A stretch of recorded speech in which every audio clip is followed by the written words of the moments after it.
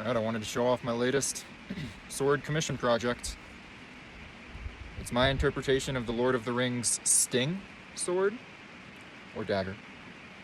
This project's really cool for a couple reasons. Number one is that it's actually going to be attached by the customer to his motorcycle on the sissy bar, which I think is pretty awesome. But I also had a lot of fun nerding out about it as a Lord of the Rings fan. I definitely had the intention of making it kind of like a dark elf kind of thing. I know that's not really a thing in Lord of the Rings, but maybe like an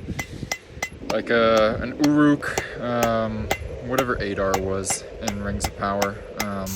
Kind of that first elves to turn to the dark side kind of thing. Yeah.